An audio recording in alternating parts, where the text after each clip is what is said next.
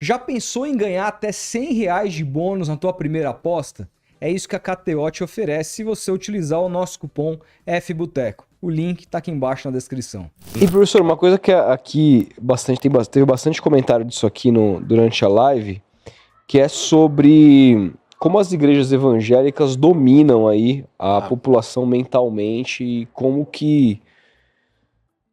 a gente pode frear isso, né? A gente recebeu aqui o deputado pastor Henrique Vieira recentemente e falamos até sobre taxação e tal. Ele se colocou contra com um argumento que me convenceu a não taxação também, porque eu era meio que a favor, mas pensando também no preconceito religioso que tem no Brasil e como que a gente poderia, uma vez que taxasse as igrejas e tal, a poder fazer com que muitos lugares tivessem que parar de existir, inclusive de religiões de matriz africana, etc e tal, e que o sistema pudesse ser usado até como forma de preconceito na fiscalização contra determinadas religiões, né?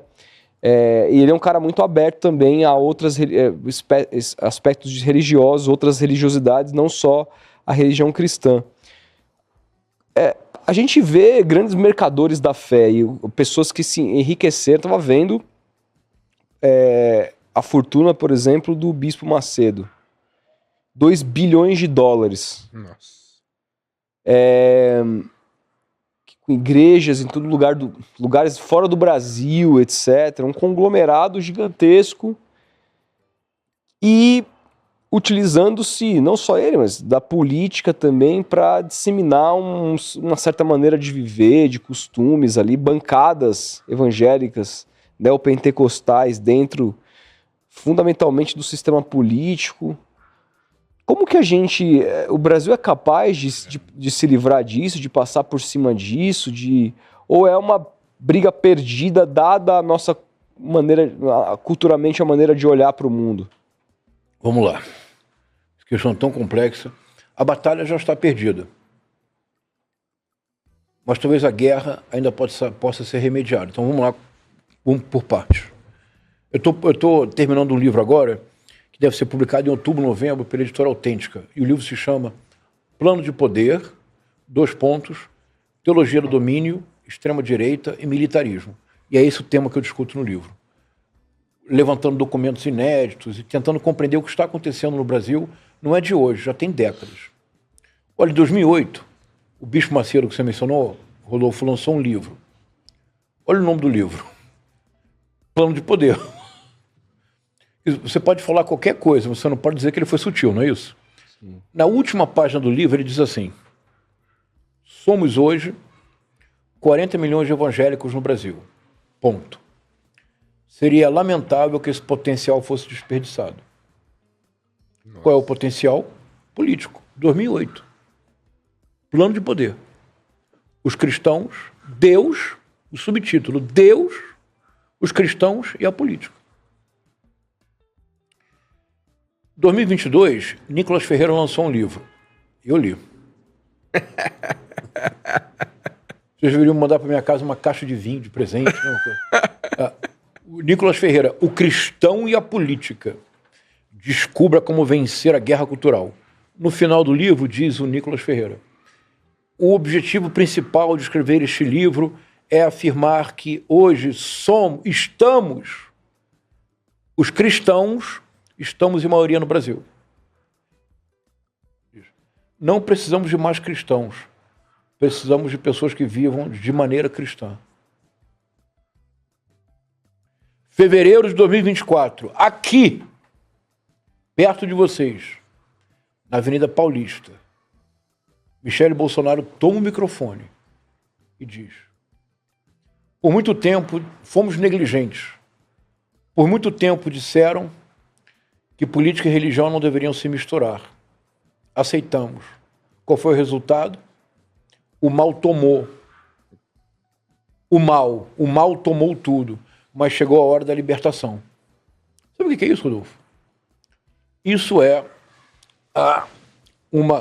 um projeto de tomada de poder político para a imposição de uma ordem teonomista. O que é isso? É uma ordem que tenha como principal ordenamento da vida nacional, não a Constituição, os códigos penal, civil, eleitoral, mas o Antigo Testamento. A lei de Deus. Antigo Testamento. O Antigo Testamento, isso é bem importante. Nossa. Não o Novo, o Antigo Testamento. Isso é bem fundamental. O que está em jogo, então? Mas aqui tem um pouco, antes de continuar, eu quero fazer uma observação.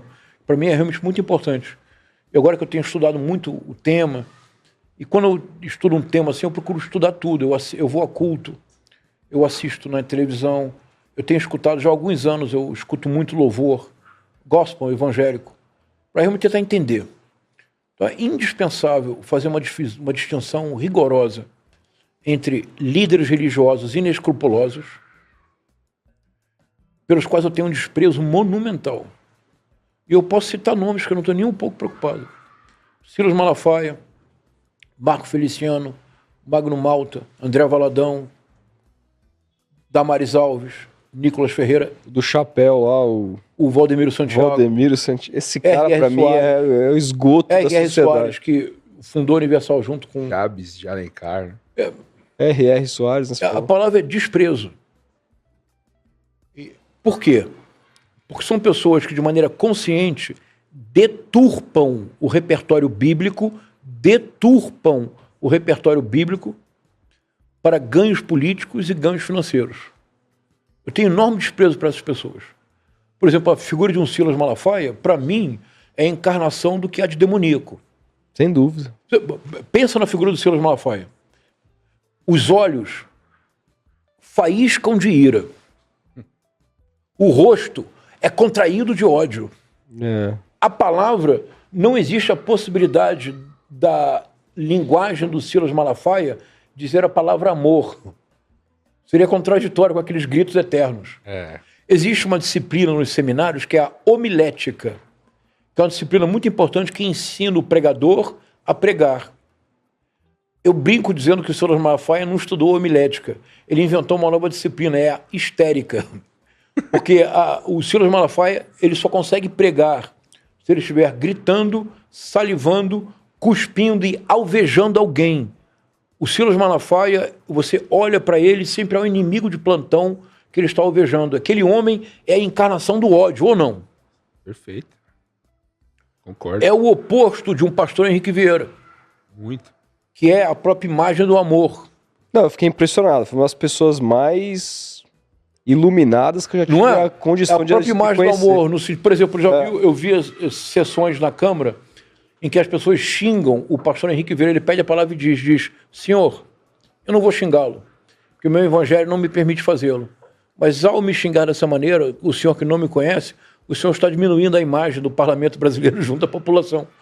É um tapa de pelica, não é? Você não tem o que Destruiu, responder. cara. É extraordinário, não é? Então, desprezo imenso.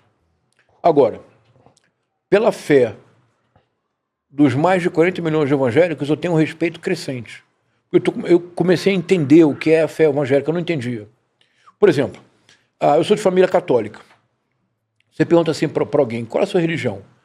O típico católico brasileiro fala, eu sou católico por formação. Eu sou católico de formação, não é isso? Sim. O que isso quer dizer na prática? Quer dizer que você é católico não praticante. É. O que isso de fato quer dizer? Quer dizer que você nunca vai à igreja.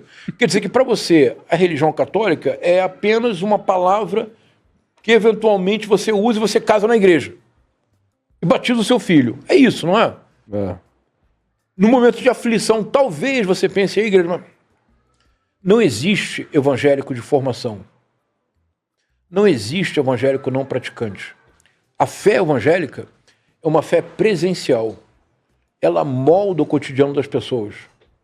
Molda a esperança que as pessoas passam a ter no futuro. E, sobretudo, em áreas de precariedade, a fé evangélica faz algo que é muito bonito, é muito importante. Então vamos lá. Na igreja do Marco Feliciano, dos dentes de ouro pagos por nós. Sabe disso, né? Colocou aqueles dentes, tratamento dentário, cara, nós pagamos. É o pastor que pede cartão de crédito, mas diz que se não der senha, não vai para o paraíso. Esse cara é o mais nojento de todos pra mim. Olha pra cara dele e tenho vontade de vomitar. Rodolfo me acompanha. Aquele cabelinho todo certinho, né? Aquela figura curiosa. É. Agora me acompanha. Se você é um fiel da igreja do Marco Feliciano, quando você entrar com a sua esposa e seus 3 filhos, Ele sabe o seu nome, ele sabe o nome da sua esposa, ele sabe o nome dos seus 3 filhos. Quando você entrou naquela igreja, você agora faz parte de algo que, se para nós é óbvio, uma parte considerável do povo brasileiro é uma ficção. Você tem um sentimento de pertencer realmente a uma comunidade onde você de fato é amado. Você entra num templo evangélico e os irmãos e as irmãs que entram, ali é outra... Eles não estão mais no Brasil no qual eles vivem. Não é mais o Brasil do ônibus apertado, do metrô atrasado, do trem quebrado, do patrão que grita, da humilhação constante. Ali tem, aos sábados à noite, há um culto especial com aquele cantor ou cantora que todos querem assistir. Pode ser a Maria Marçal, pode ser o Anderson Freire. Tem aquele pastor, aquela pastora que todos desejam escutar. Você participa. Domingo de manhã tem um café da manhã comunitário. Todos se reúnem. Se você é um eletricista, então homenageamos ao próprio. Se você é um carpinteiro, um marceneiro de qualidade, você vai conquistar um mercado de trabalho. Você nem na sua vida, jamais imaginou na sua vida que teria. Se a sua esposa é costureira, boleira, quituteira, do ponto de vista objetivo... Você faz relacionamento que faz você ascender economicamente. Mas você concorda que é assim que funciona a classe média negócio. E a classe média alta no Brasil? Concorda? Que os ricos no Brasil frequentam os mesmos colégios, vão aos mesmos clubes, frequentam os mesmos... Por que eles fazem isso? Porque a vida deles é monótona? Não. Porque eles estão networking. Não é isso? Agora, pobre neste país faz network? Não faz nos templos evangélicos. Então eu tenho um imenso respeito pela fé evangélica. Imenso respeito. Oferece para essas pessoas. E tem mais. É muito importante. A fé evangélica oferece para milhões de pessoas no Brasil uma linguagem. E algo muito importante, bem importante mesmo, que é perspectiva de futuro. Há um filme que eu recomendo muito, eu acho um filme maravilhoso para pensar o Brasil. É do Murilo Salles. Assim Nascem os Anjos. Vocês viram? Não. Recomendo demais. Já tem bastante tempo o filme. São 3 atores principais. Um homem mais velho, que é o ladrão deixando o morro, com uma menina jovenzinha, 14, 15 anos, que na cabeça dela era casada com um bandido, mas não é. E um amigo mais jovem. Eles estão fugindo do morro, estão loucos de vontade para ir no banheiro, o homem mais velho. Tem uma garagem aberta, eles entram para procurar um banheiro. Quem está lá é um americano, se assusta, acha que é um assalto.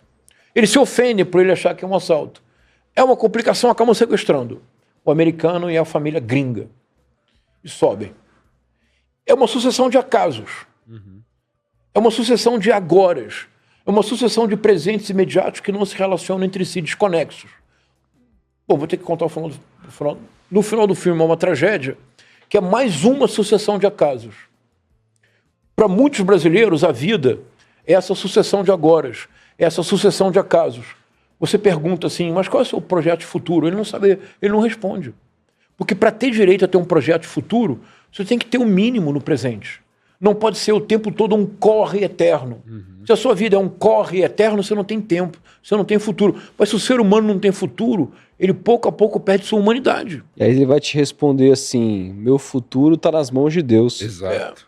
Não, mas então você vai na igreja evangélica, no templo evangélico. Eles passam a ter um discurso. Eles passam a ter projetos. Então a fé, eu tenho enorme respeito pela fé evangélica. Então, fé evangélica. Enorme respeito por eles.